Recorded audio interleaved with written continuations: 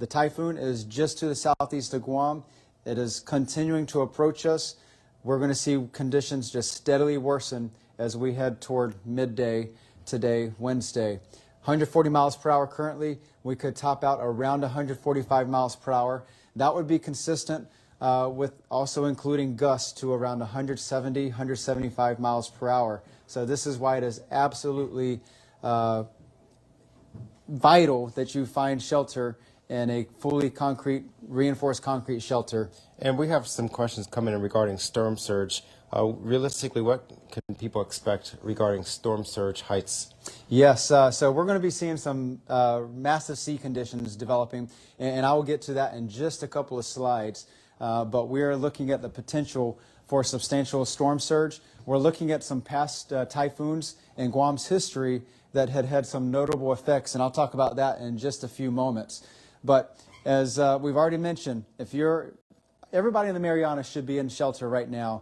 Tropical storm force conditions will be onsetting across the CNMI from Rota, Tinian to Saipan, and then especially for Guam, if you're not in a fully reinforced concrete structure, you are at risk.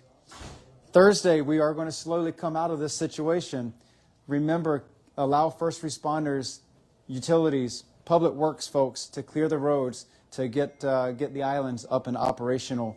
Recovery will take time. We will wake up to a different scene Thursday morning. So stay put, listen for communications from your local government, and especially for the eventual all clear. But remember, we need to have the roads cleared first, and especially for emergency responders. Again, emergency shelter numbers. You do have a little bit of window looking at the latest radar loop before another band of rain comes across and brings some really substantial wind gusts. We do have space available at a lot of the shelters on Guam. So call ahead 671-478-0208 and make sure that vacancy still exists at the shelter that you're going to try to go for. And then do call ahead if you have pets to bring in the shelter. Yesterday we showed this kind of a wobble in the track. It continues. And so we're seeing that right along the Joint Typhoon Warning Center forecast track. It's a really good forecast, but we're going to see the eye of the storm continue to veer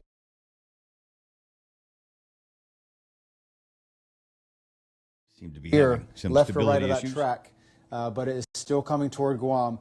Still prepare for the worst case scenario later on today with Category 4 conditions.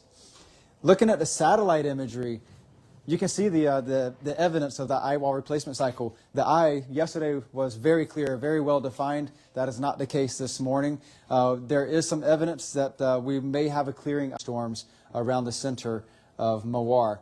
Again, visible satellite imagery. You can see all the heavy showers and thunderstorms bubbling up east of Saipan and Tinian. Those showers will be coming in later on this morning. You're not going to be seeing sustained ongoing heavy torrential rains across the CNMI, but you will still see some quickly accumulating rains across the islands. Saipan, you still will have some flood concerns, especially in some of the hillier terrain and some of that water runoff. Rota, you're going to be right on the edge of some of those smaller sporadic heavy showers and then some of the more prolonged showers closer to the center of Mawar. But Guam, continue to expect intense torrential rains.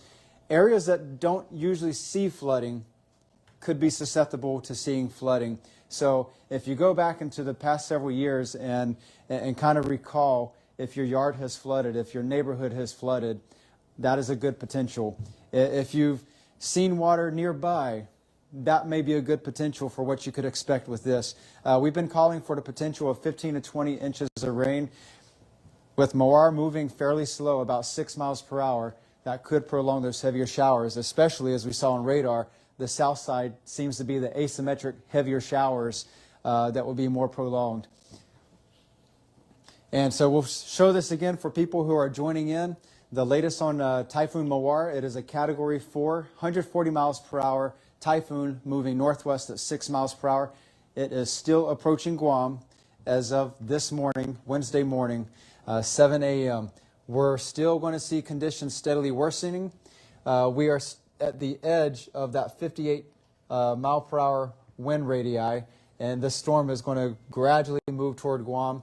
Through the morning hours, conditions will steadily deteriorate with the stronger gust becoming ever so much stronger. Thus far this morning, we've seen gusts reaching up to about 40, almost 45 miles per hour with some of these rain showers. We're still expecting to see gusts upwards of 150 miles per hour closer to the eye wall. Thus far, we've seen about 2 to 4 inches of rain in the past 24 hours. This is just a taste of what's to come throughout the next day. Next 24 to 36 hours, those rains are steadily going to accumulate. And now we're going to look at some of the tide stations. This is Opera Harbor Tide Station, and so in the red, we're looking at wind gusts. So we're seeing this gradual increase in wind gust, especially as the heavy showers move across. So we've been tipping up closer to 30, 40 knots. The tropical storm force wind speed is sustained winds of 34 knots. So we're starting to see tropical storm force wind gust, but eventually those sustained winds are going to steadily increase as we move through today.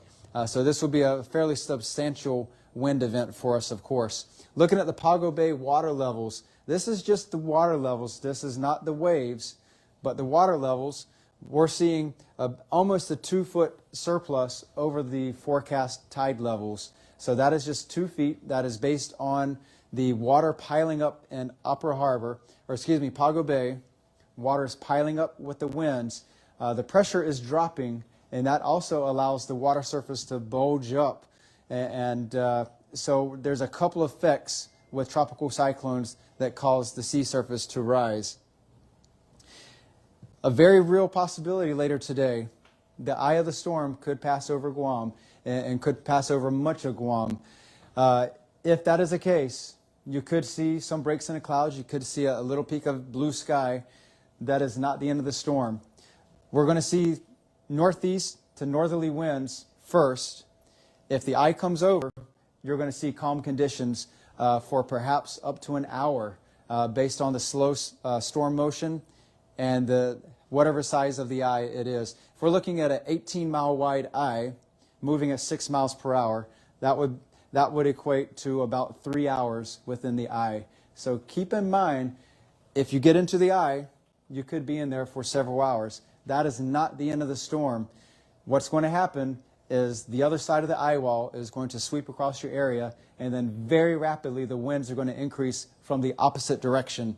So those winds and rains will return very quickly. If you venture outside, you could be caught in it. There would be flying debris.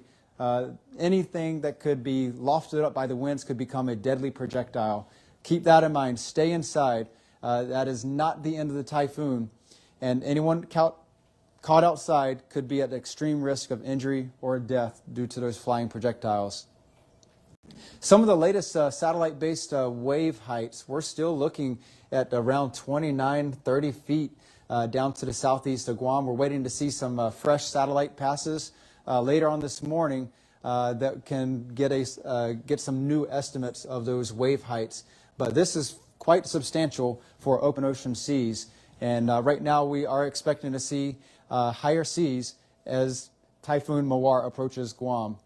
Looking at the Ipan buoy, latest buoy observations, we are looking at 15 to 20 foot seas currently. So the seas are steadily on the rise. We have seen some pictures on social media from Jeff's Pirates Cove where there is some flooding coming up. The water is rushing up onshore fairly high. So those flood concerns are expected to be realized later on today. And let me say thank you to Jeff's Pirates Cove for those images on Facebook. Please, if you're having problems, do send us photos. And Jeff, thank you for the photos. If you can keep us up to date with conditions on your side of the island in Ipan, we definitely appreciate the reports, Jeff. Yes, and thank you. Looking at the wave models for Ipan buoy, we're still on the rise. So the observations are pretty close to the modeled heights. So the model heights are in red, the observations in blue, and so we do see these two spikes, and that is reflective of the calmer winds of the eye. So seas will come down, and so the model is resolving this feature, but we're still looking at 30-foot seas at the Ipan buoy, quite substantial. Because Additionally, we're looking at some of the max wave heights. So this is the peak wave heights so far detected by the buoy. We're seeing 25 to 30 foot waves. These are some of the massive, larger waves, constructive interference due to the turbulent sea surface, waves coming from different directions, resulting in these massive waves. And so those are the ones, sometimes they're called rogue waves, but this is those rare, infrequent, massive waves that can just occur in the open ocean, and we, on occasion, see those detected at the buoys. For the Retidium buoy, we are still on the rise. We're pushing 12 to 13 feet. Certainly not as much as EPAN, because Retidium buoy is up on the northwest side of Guam. It is still fairly well protected in the lee side of Guam, so it's not as exposed to the long fetch wind waves that the EPAN buoy is. But we are still expected to see conditions, sea heights increase. This is why you see this little discrepancy with the buoy height showing seas well below the model forecast. And that's the only reason right now is that the Retidium buoy is still sheltered on the northwest side of Guam, with the large swell haven't quite made it around to the Retidium buoy. So again, we'll go to one last shot of the radar. There's quite a bit of asymmetric heavy showers from the south side to the north side.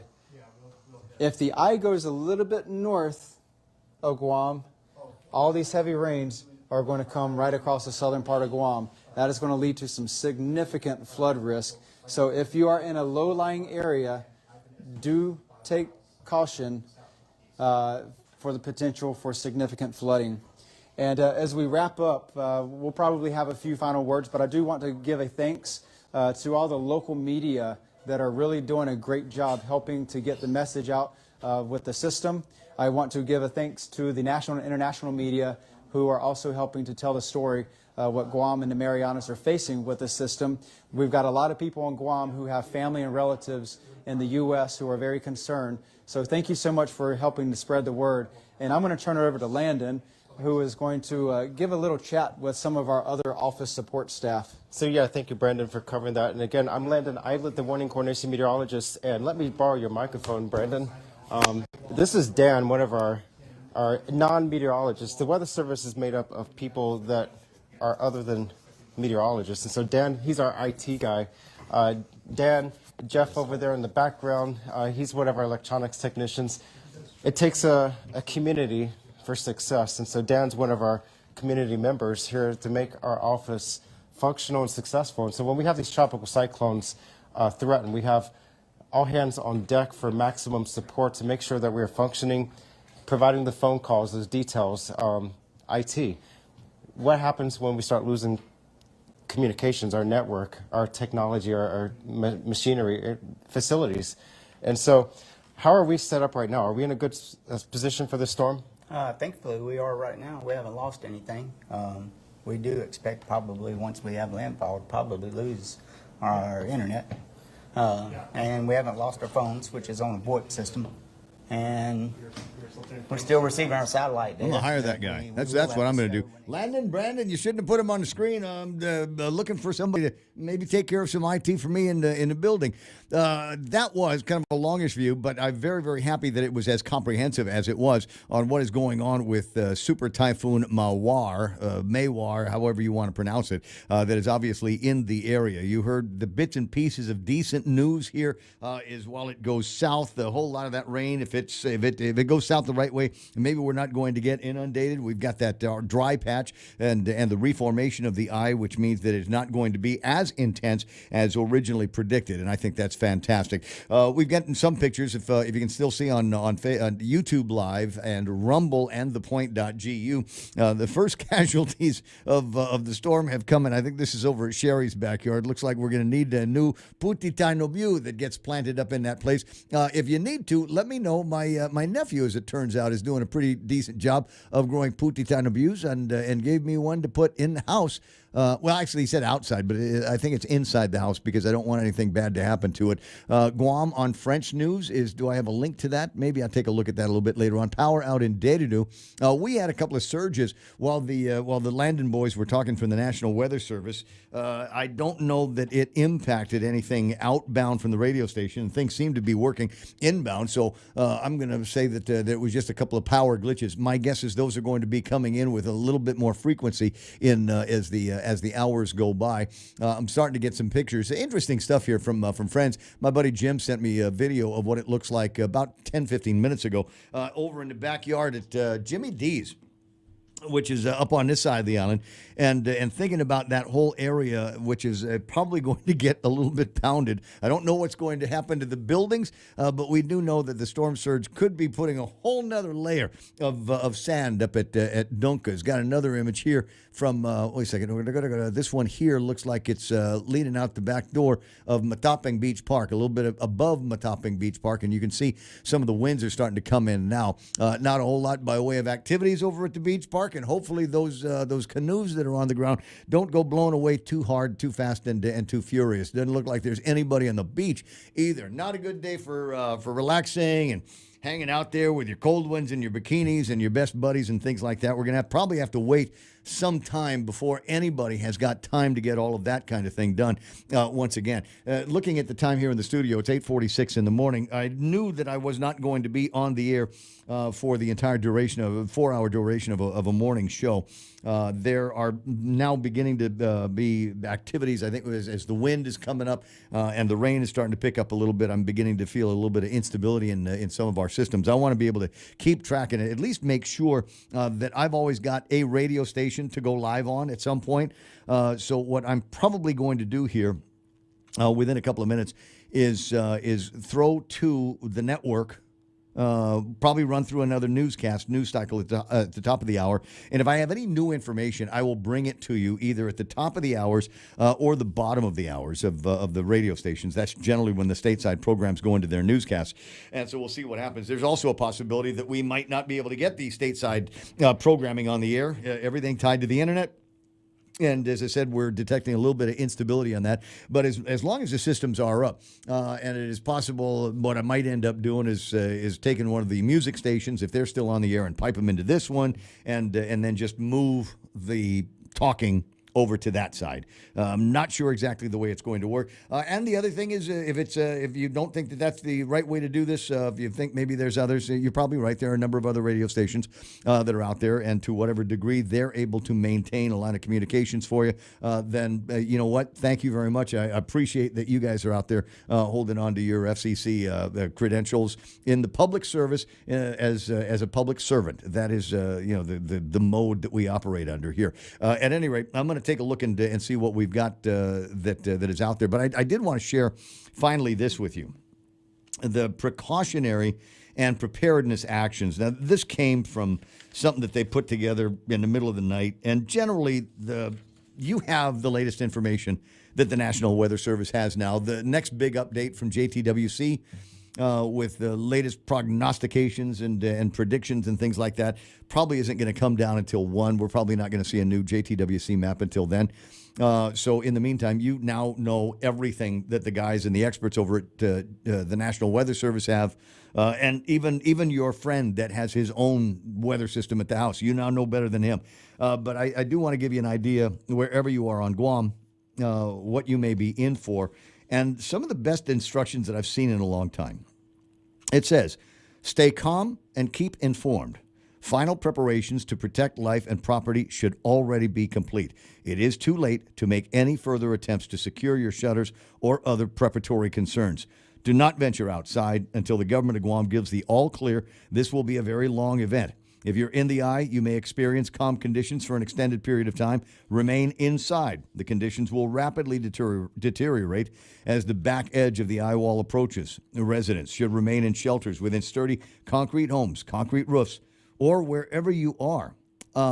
If you are out and you need to get to a shelter, there's a whole bunch of them that are open right now and will be until 9 o'clock. You've only got about 11 minutes, as the man says, to get to safety. If you're staying in the house, turn the refrigerator to maximum cold and keep it closed. Turn off the propane tanks and unplug small appliances. I'm recently the victim of some power surges that ruined a very, very expensive piece of equipment in my air conditioner. And so I just disconnected it from the mains. So if there's a surge in, out, up, down, it's not going to see that. I've disconnected other air conditioners in the house as well. Washing machines, they're basically motors with computers in them. So I'd go ahead and shut those off over at the mains.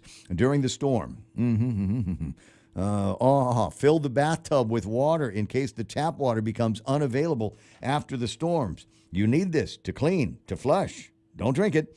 During the storm, stay inside and away from the windows in a building with concrete walls and a concrete roof. You should avoid power lines as they will be tilted or broken. Stay away from the ocean due to storm surge. Large ships should be secured as they'll be torn from their moorings. Do not venture outside when high winds are occurring or during temporary lulls, as flying debris can easily and suddenly cause serious injury. If the eye passes overhead, don't go outside. Extreme winds will rapidly return. You know, as they say about that 3 or 4 times. You know why? Because everybody likes to go outside when there's the eye of the storm. Once again, once conditions have improved on Thursday, stay in the shelter until the all-clear condition 4 is given by government officials. Probability of tropical storm typhoon conditions most likely to begin imminently. Intense eye-wall winds are expected between noontime and 5. You might have heard Brandon say it might be sticking around for a little bit. And in my mind, that's kind of a good thing because we've got the storm in the front, and then we've got the break while the eye is traveling over the island. And then we've got the back end of the storm, traditionally where the stronger winds are and heavier rains and things like that. But the good news is in that 10, 11-hour period that we're going to have this Mawar over the island, at least we'll get a 3-hour break from the heavy winds. I don't know what you're going to do with yours, but I am just going to be happy that's 3 more hours that the house isn't going to get beat on by this storm. And I think that might be all I got to give for you right now. As I said, I might be back at right after the Fox News, let you know what else is going on if I get my hands on some new information. And otherwise, I want you to be safe on behalf of Jerry Robertson, Real Joe, and Donna D., who I thank immensely, even though they couldn't come in. They still were able to participate in the coverage here this morning and helping bring you news and information. And for our partners and all of our advertisers and our business people that we do business with, I will be here tomorrow when it's all clear time and Friday. And so I will be here to let people know when your places are open and whether you've got ice and cold beer and mosquito coil and all of that. And I'll try to pop in and out as best as I can, but we'll just have to wait and see what the gods of Mawar allow us to do. In the meantime, I'm going to jump to the network, and you'll be able to hear a little bit of Sean Hannity and what they're talking about over at that place. All right. So, KUSG, I got you 93.3. This is Pika's Best. We are The Point. 1,942 hands showing appreciation. 64 hands building a house for the homeless.